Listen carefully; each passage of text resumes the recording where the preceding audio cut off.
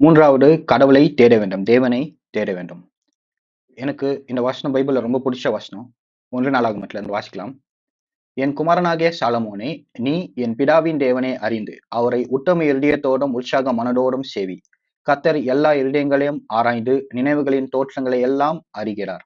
நீ அவரை தேடினால் உனக்கு தென்படுவார். நீ அவரை விட்டுவிட்டால் அவர் உன்னை என்றைக்கும் கைவிடுவார்.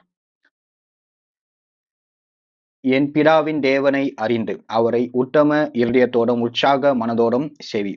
நிறைய நேரங்கள்ல நம் தேவனை சேவிக்க முடியாம ஏன் இருக்கு? நிறைய நேரத்துல கஷ்டப்பட்டுன்னு சேவிக்க வேண்டியதா இருக்கு. யாரும் கிடையாது. உத்தம இருதயத்தோட உற்சாகமானதோட சேவிக்கிறது கிடையாது. ஏன் சேவிக்க முடியல? ஏன் தேவனை தேட முடியல அப்படின்னா, தேவனை அறியல. தேவன் யாருன்னு அறியல. அவரை தேடுற உணர்வு யாருக்கும் இல்ல.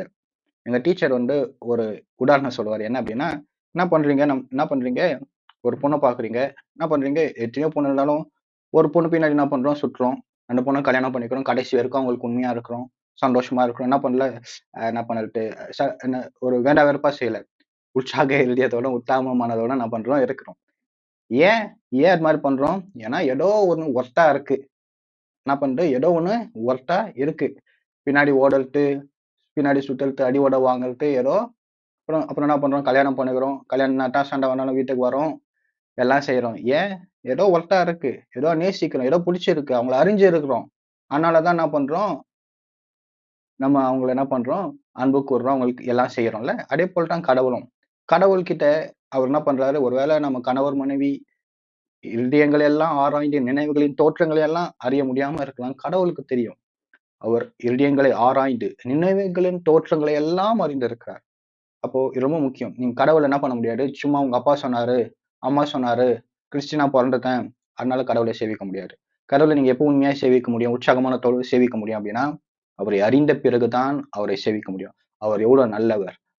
அவருக்கு பின்னாடி ஓடுவது ஒர்ஸ்ட். எப்போ யோசிக்கிறீங்களோ அப்போ தேவனை தேடுவீங்க. வேதத்துல ஒரு வசனம் சொல்லுது, தேவனை தேடுகிற உணர்வுள்ளவன் உண்டோ என்று பார்க்க தேவன் பரலோகத்திலிருந்து மனுபுத்திரரை கண்ணோக்கினார். நிறைய நேரங்கள்ல தேவனை தேடுகிற உணர்வே நிறைய பேருக்கு இல்ல. யாருக்கும் உணர்வு இல்ல. ஆனா கடவுள் சொல்றாரு, அவரை தேடினால் அவரை கண்டுபிடிக்க முடியும். அவர் நம்மில் ஒருவருக்கும் தூரமானவர் அல்லவே. பைபிள்ல வாசிக்கிறோம், மாடு தன் எஜமானனை அறியும், கழுதை தன் ஆண்டவரின் முன்னணியை அறியும். மாடு எஜமான யாருன்னு தெரியுமா? கழுதைக்கு ஆண்டவரின் முன்னணை எதுன்னு தெரியுமா? அப்போ தேவனை தேடுவது, தேவனை அறிவது யார் செய்வது? அறிவுள்ளவர்கள் செய்வது, உணர்வுள்ளவர்கள் செய்வது. தேவன் யோசிச்சு பாருங்க, நம்ம என்ன பண்றோம்? புக் பண்ணின்னு போறோம். ஒரு ஹோட்டல்ல போய் சாப்பிடணும்னா என்ன பண்றோம்?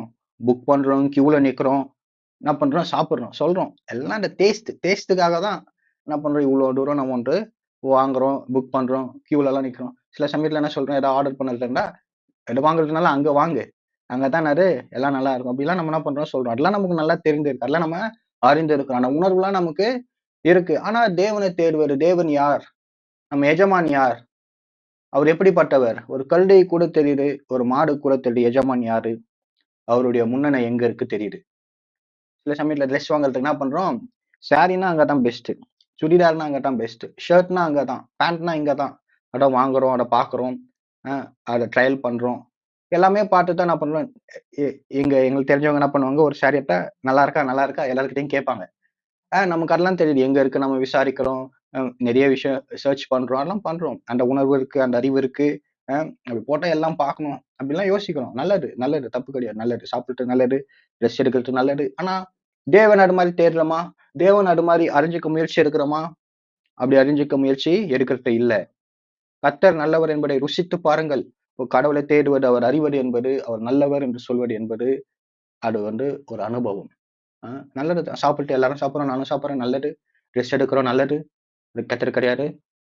ஆனா அது எவ்வளவு முக்கியமோ அதை காட்டிலும் முக்கியம், அதை காட்டிலும் அறிவுள்ள ஒரு காரியம், அதை காட்டிலும் உணர்வுள்ள ஒரு காரியம், தேவன் யார் என்று அறிவது, அவரை பற்றியே அவரை தேடுவது, அவரை சேவிப்பது.